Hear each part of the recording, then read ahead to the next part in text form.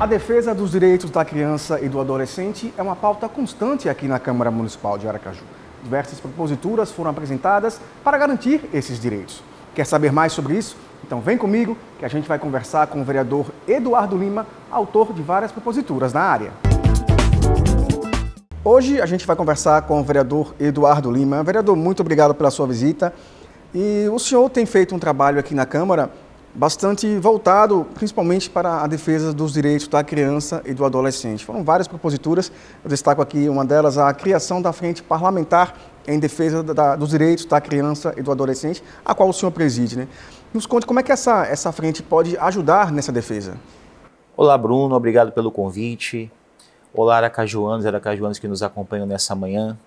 Trabalhar com quem não tem o que lhe oferecer, trabalhar com um grupo que vive em vulnerabilidade constantemente, que é a criança e adolescente, porque para você ter o direito da criança e adolescente defendido, precisa ter alguém que faça isso.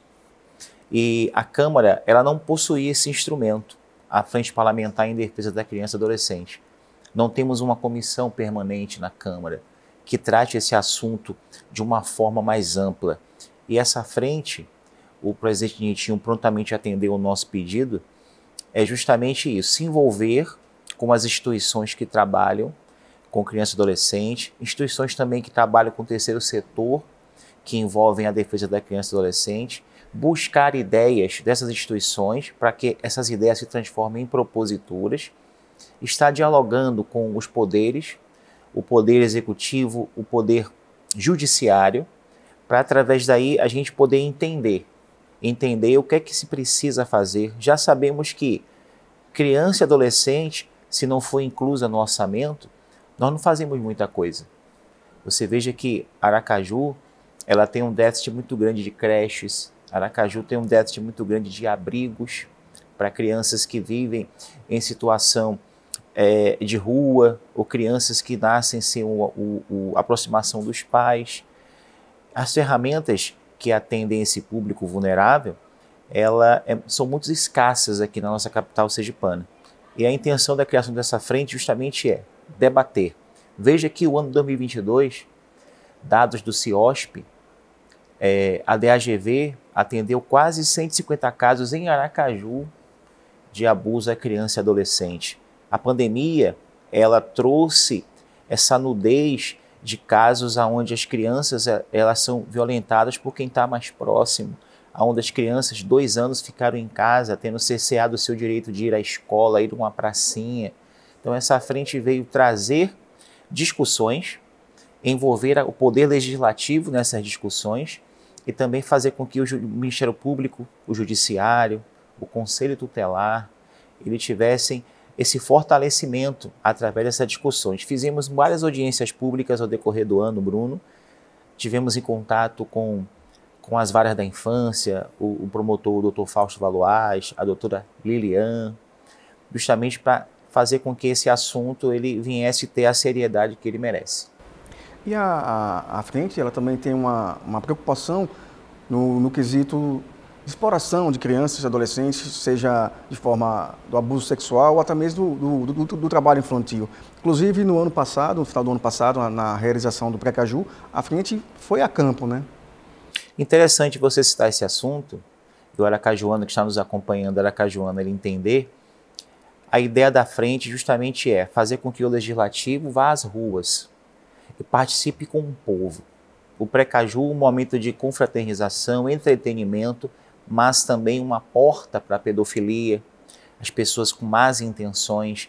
Sabemos que épocas de grandes festas, já que o Precaju é uma das maiores festas do estado e Aracaju é a porta do turismo para o estado de Sergipe como um todo, a gente encontrou no Precaju, indo fazer uma blitz da Frente Parlamentar em Defesa da Criança e Adolescente, uma blitz informativa de conscientização da importância de garantir os direitos e também os deveres.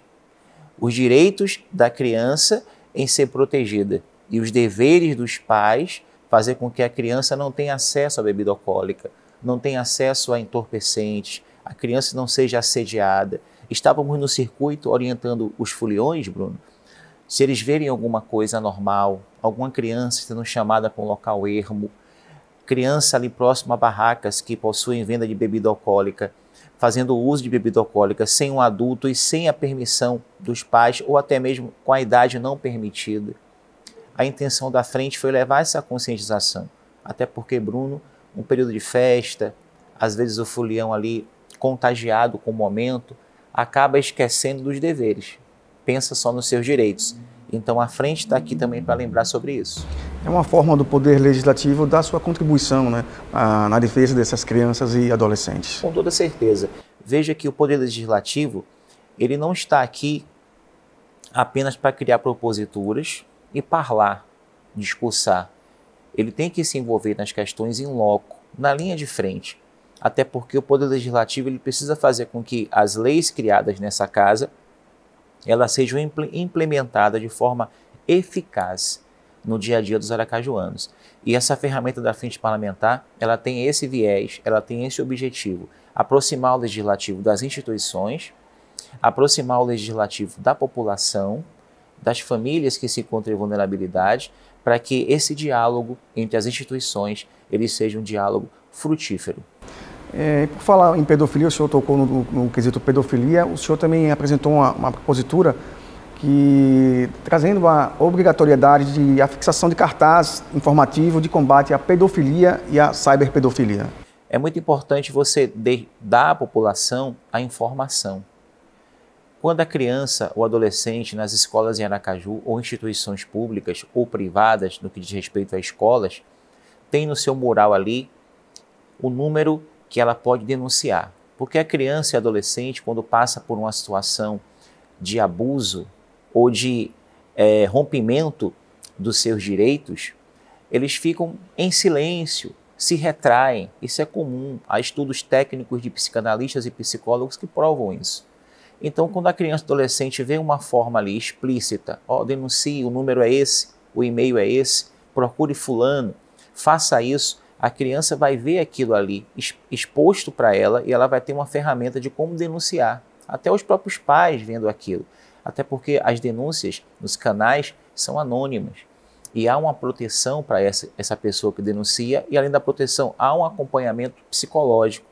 A ideia dessa lei, desse projeto de lei, essa lei que já foi aprovada aqui nessa casa, Bruno, é fazer com que os adolescentes, as crianças e também os pais, a comunidade em geral, ela possa ter a informação perto dela dos canais onde ela pode denunciar. Você vê que hoje, com o crescimento da internet, o crescimento do acesso à internet através de um simples celular, de um tablet, a criança, adolescente, ela pode ser facilmente assediada por alguém com a má intenção. Então a questão do cyberbullying, a questão dessa aproximação da pessoa com má intenção, a criança que está ali brincando, buscando conhecer o que ela não conhece, ainda dentro daquela pureza de ser criança, e muitos pedófilos, muitas pessoas que usam essas ferramentas para o mal, aproveitam essa pureza para satisfazer os seus prazeres muito ruins mesmo. Então, essa casa legislativa, não só eu, como também meus colegas que atuam aqui nessa casa, eles buscam fazer com que ferramentas criadas por essa casa possam trazer mais segurança. E quando a gente fala do bullying também, não é só no que diz respeito à pedofilia, sim. A gente sabe que tem crianças que têm déficit de aprendizagem na escola devido ao bullying. Tem adolescentes que sofrem bullying por ter uma vida complicada. Há pouco tempo eu estava acompanhando uma família que o pai está preso e os filhos na escola acabaram sofrendo bullying por essa situação, uma brincadeira simples de colegas, mas que ofende a criança. E isso tem que ser tratado com muita seriedade. Já houve casos de crianças e adolescentes perderem o ano letivo, até tentarem um suicídio por conta do bullying, até mesmo do assédio virtual. Então é muito importante essas proposituras sendo aplicadas no dia a dia de Aracaju. O senhor falou na questão dessas denúncias. Essas denúncias são encaminhadas para onde? Olha só, a assistente social aqui do município, ela oferece canais de comunicação pelo próprio site da prefeitura. Tem um Disque 100, que é um número muito amplo, que é um número nacional, onde pode estar ofertando essas denúncias. Tem os telefones ofertados também pelos 6 distritos dos conselhos tutelares que estão no site do município. Tem os canais de rede social, e a ideia do projeto justamente é reunir em um cartaz informativo todos esses canais de comunicação, seja a nível nacional, a nível estadual, seja a nível municipal, seja e-mail, seja redes sociais, seja um contato, o nome de alguém da escola. A ideia é fazer com que a informação dê ao adolescente, dê à criança o poder de se defender. São vários canais criados justamente para defender os direitos da criança e do adolescente. Essa é a ideia. Ora, vereador, o senhor também criou uma propositura que institui a Semana de Divulgação e Mobilização para a valorização do Estatuto da Criança e do Adolescente. É importante a gente sempre valorizar esse estatuto que traz tantas ferramentas que garantem os direitos de crianças e adolescentes. Olha, o ECA, o Estatuto da Criança e do Adolescente, é uma vitória do povo brasileiro, onde a gente trata a criança e adolescente como tem que ser tratado, com uma atenção devida das instituições, do poder público, dos cidadãos em geral. E quando você cria uma semana de informação, o ECA é muito amplo. O ECA traz direitos, como também traz deveres. O ECA traz obrigações das instituições. Por exemplo, vou dar um exemplo simples e claro para que o pessoal que está nos acompanhando entenda. Uma adolescente grávida, que ela chega à maternidade, ele é furtado o direito de dar à luz por conta da superlotação da maternidade ou a falta de leito. Adolescente é prioridade. O Conselho Tutelar, acompanhando esse adolescente, ele tem por obrigação de fazer com que a instituição de saúde ela receba aquela adolescente. Adolescente é prioridade. Uma criança que está sendo vítima, está sendo quebrado os seus direitos. O sistema de garantia de direitos que amplia essa defesa que é ligada ao ECA e em conjunto com as instituições. O ECA, ele traz para o adolescente, para a criança, para as famílias, informações muito importantes. O direito ao estudo, o direito à saúde, que não é só da criança e adolescente, mas do cidadão em comum, mais ainda para a criança e adolescente, que é o futuro da nação. Então, quando você divulga isso, você divulga a importância do Estatuto da Criança e Adolescente, você divulga as informações ali no que diz respeito à segurança alimentar, à segurança da pureza da criança, dando à criança o direito dela saber escolher o tempo certo daquilo que ela quer ser, dando aos pais a segurança deles darem educação à criança, sem ter intervenção de qualquer quem seja, porque a primeira educação começa em casa, depois o Estado ou o município, eles vão dar esse complemento. Então a família, ela tem a independência de educar seus filhos, e o ECA traz isso. O ECA traz essa informação.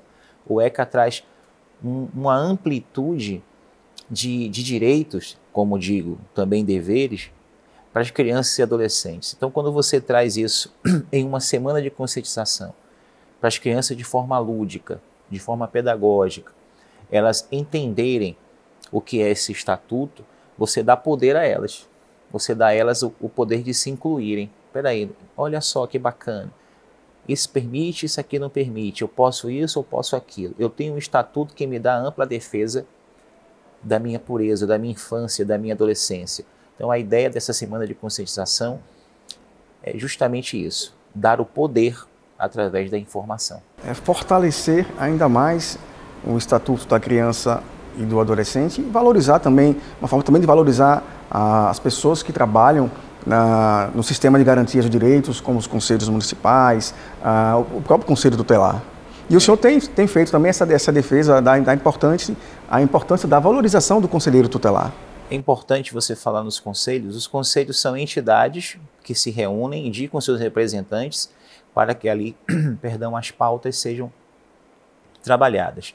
Esse ano de 2023 é um ano atípico, porque esse ano é ano de eleição dos conselhos tutelares.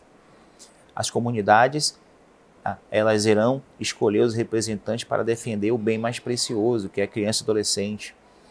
Então veja a importância de você fortalecer as estruturas e você dar condições de capacitação, fazer com que o Ministério Público ele olhe e seja um parceiro dos conselhos tutelares, não só o Ministério Público, mas também como a Polícia Civil, a DAGV, o Tribunal de Justiça, o próprio governo do estado, através do Conselho Estadual, e no município o CMDCA, Conselho Municipal da Criança e Adolescente, aonde nós, durante esse ano todo, tivemos amplas discussões, conversas, rodas de conversas com os conselheiros, com a presidente do Conselho da Criança e Adolescente, com a secretária de Assistência Social do município. Tivemos também diálogos com instituições do terceiro setor, a exemplo do GAC, do Instituto Paz Mendonça. Veja, Bruno, que Aracaju, hoje, ela possui uma problemática muito grande, que é um trabalho que a Guarda Municipal vem tendo, em parceria com o Conselho Tutelar, em parceria com o Tribunal de Justiça, com a Polícia Civil, que é a mendicância. Você anda em Aracaju, em pontos específicos de Aracaju, você percebe crianças desacompanhadas pedindo nos automóveis. E às vezes existe casos já detectados pelo Ministério Público, onde adultos alugam crianças de famílias em vulnerabilidade para pedirem nos sinais, e isso é um crime. E tem que ser combatido no rigor da lei. Então, as instituições precisam estar atentas e nós estamos observando isso. Nós temos também casos no shopping de Aracaju, onde crianças desacompanhadas dos pais entram no shopping, adolescentes, e vão pedir nas praças de alimentação, sem ter um adulto ali observando. Nas filas do supermercado também. Também.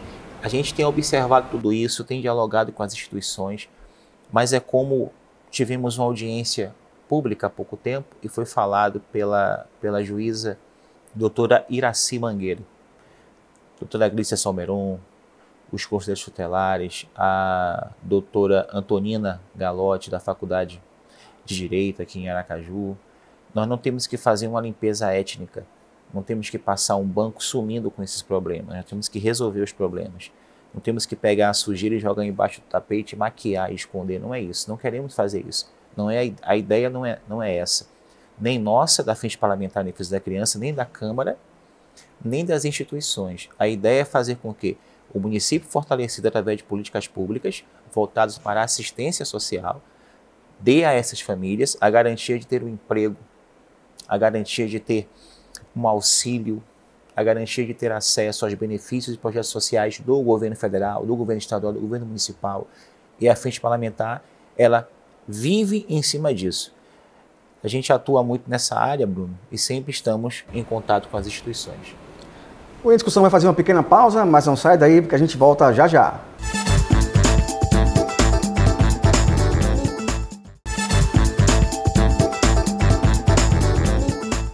De volta com o Em Discussão, hoje recebendo a visita do vereador Eduardo Lima. A gente está batendo um papo sobre as proposituras que o vereador apresentou aqui para garantir a defesa dos direitos da criança e do adolescente em Aracaju. Vereador, o senhor tem diversas proposituras. Uma outra propositura que chama a atenção é a criação da Semana Municipal de Conscientização, Prevenção e Combate à Sexualização Precoce de Crianças e Adolescentes. Um tema bastante sensível que a gente precisa ter uma atenção mais que redobrada. Bruno, é bom falar sobre esse projeto aqui na casa, que está em tramitação, já foi aprovado em primeira discussão, está indo para a segunda discussão aqui no plenário. Esse ano nós vamos debruçar sobre ele. Você, quando rompe uma barreira da pureza, eu costumo dizer que a criança e adolescente, tudo tem seu tempo, né? E existe coisas que querem chegar antes do tempo. E existe crianças e adolescentes que, pela situação difícil que carregam, querem romper a barreira desse tempo e alcançarem situações que são prematuras. Nós temos hoje o avanço da internet, que é bom por um lado e ruim por outro. O acesso fácil de apenas um celular, um smartphone na mão de uma criança pode ser positivo para o aprendizado e pode ser negativo também, para que ela aprenda situações que ainda não é o momento, que ainda não é o tempo.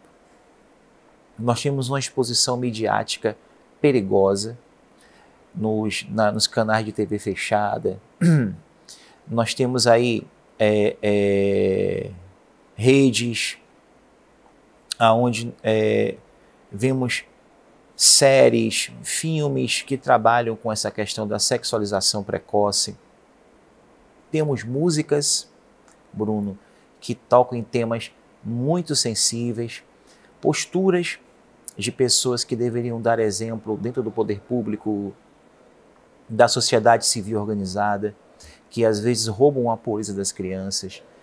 A gente sabe que quando um pai e uma mãe perde o controle na educação do seu filho, isso traz problemas seríssimos para o futuro dessa criança. Quando a gente fala sobre a sexualização precoce, a exposição do corpo de uma menina, de uma criança, de um adolescente, a exposição do corpo de um menino, aonde despertem desejos de pedófilos, de pessoas com más intenções. O corpo é algo muito, mas muito puro e peculiar de cada criança e adolescente e tem que ser guardado, tem que ser protegido.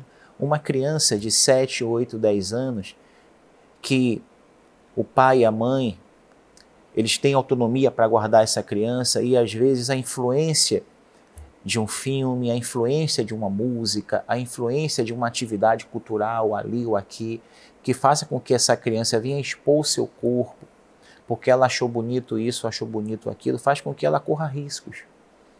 E a gente está buscando, através desse projeto, combater essa sexualização precoce. Tudo tem seu tempo, Bruno. Tudo tem seu tempo. Há tempo que a menina ela vai se tornar mulher e ela vai poder fazer o que quiser com o corpo dela. A mesma coisa o homem, ele vai se tornar um homem e ele vai poder fazer o que quiser com o corpo dele. Mas a criança e adolescente, ela tem que ter a sua pureza protegida. Ela não pode ser incitada. Não, eu não vou incitar uma criança porque eu gosto de mostrar o meu corpo. Eu não vou incitar um adolescente porque eu gosto de tal canção, de tal filme. O que é para mim é para mim. Eu não posso fazer com que uma criança, um adolescente, eu venha interferir na formação psicológica, na personalidade dessa criança, simplesmente porque eu estou caminhando por uma área ou por um assunto. Então, esse é um assunto polêmico. Já tentamos debater aqui nessa casa. Foi um assunto que foi debatido de uma forma muito responsável pelos pares nessa casa, mas é um assunto que a sociedade precisa se debruçar. Até porque, Bruno, você percebe hoje, vamos dar um exemplo de um fato muito trágico que aconteceu aqui em Aracaju, no Santa Maria, da criança Lohane, que ela foi estuprada e morta por um amigo da família, que olhou para aquela criança e de 6 anos e não viu como criança, viu aquela criança como mulher, pela falta de atenção que os pais estavam dando naquele momento. Então, a gente precisa entender todo esse contexto e proteger as crianças em tudo, para que a criança ela não ande de forma desprotegida, trazendo para si essa sexualização precoce. E também temos que, através do Poder Legislativo, combater propostas que possam ser pagas com dinheiro público, aonde venham incentivar a sexualização precoce. Por exemplo, um show, né? Uma apresentação teatral, aonde isso demonstre incentivo à sexualização precoce. O nosso projeto traz essa ideia de não permitir que o poder público incentive isso. Proteger tudo. Proíbe a utilização de verba pública em eventos e serviços que promovam a sexualização de crianças e adolescentes. Essa é a ideia, esse é o foco. O poder público ele tem que incentivar a proteção. O poder público ele precisa fomentar com que a criança e adolescente ele esteja na escola, esteja aprendendo algo que vai dar a ele um currículo melhor, proteger a família, a cultura de Aracaju, do nosso estado, a história das pessoas que construíram Aracaju, desde a colina até hoje, a história dos náufragos. Tem muita coisa para se aprender em Aracaju, histórias boas do nosso passado, fomentar o artesanato, fomentar o crescimento, a pureza da criança e não criar mecanismos e ferramentas através de verba pública, Bruno, para você trazer coisas que vai chegar o tempo. Vai chegar o tempo. Então, tudo tem seu tempo. Não tem por que antecipar. Vamos antecipar algo que pode ser ruim? Vamos prever isso? Não temos como prever. Então, a melhor forma é deixar o tempo ter o seu tempo. A ideia dessa propositura é justamente essa, né? Criar um espaço de debate para chamar a atenção e mostrar a importância de se respeitar o tempo. Quer dizer, cada cada desenvolvimento vai levar seu tempo, a criança precisa desenvolver seu corpo, desenvolver a sua mente, para que cresça e vire um adulto saudável. Concordo. Você agora, um adolescente que ele cresce com conflitos internos, uma criança que nasce com conflitos internos, que adulto será? Né? De que forma essa criança vai ser apresentada à sociedade? Como é que ela vai observar as dificuldades que virão? Então, a gente preservar, veja, o projeto traz na sua ementa sexualização precoce, ou seja, sexualização tem o seu tempo.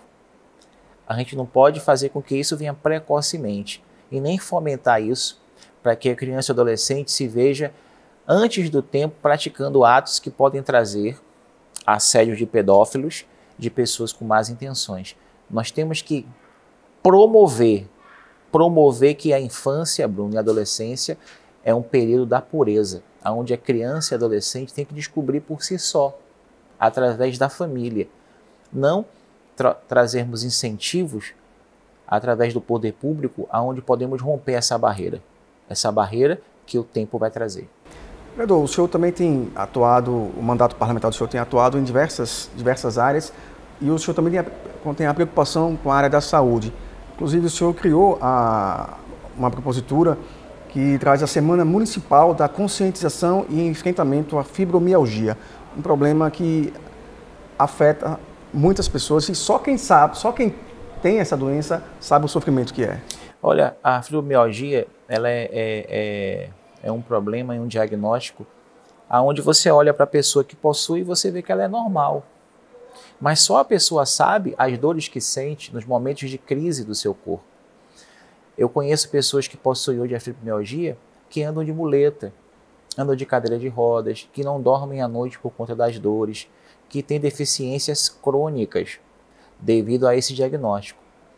E há alguns entendimentos que a fibromialgia não tem que ser tratada como uma doença grave e dê à pessoa, por exemplo, o direito de estacionar em vagas especiais, que dê a essa pessoa o direito de acesso prioritário em hospitais, em órgãos públicos.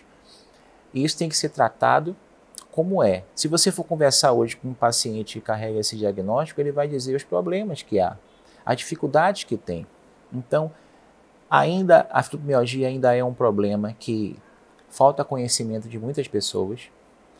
É um diagnóstico que não é trabalhado de forma aberta como outros problemas, e a ideia dessa propositura é fazer com que a sociedade aracajuana ela tenha um conhecimento melhor e possa olhar para o aracajuano, para o ser humano que possui esse diagnóstico de uma forma especial. É uma forma de atuação do Poder Legislativo que só reforça que a Câmara Municipal de Aracaju está, assim, ao lado da população. A gente recebe aqui, através das comissões, Bruno, muitos aracajuanos com vários problemas. Quando nós vamos levar o parlamento às ruas, através do gabinete itinerante, que nós temos essa ferramenta e possuímos esse trabalho externo, a gente traz para essa casa a voz do aracajuano, a voz da mãe, da mulher, do homem, do pai de família, da criança, do adolescente, e buscamos fazer com que essas vozes elas se transformem em proposituras, indicações, requerimentos, fazer com que emendas ao orçamento sejam colocadas, para fazer com que as pessoas vejam que o Legislativo Municipal está andando em comum acordo com os anseios que chegam aos parlamentares.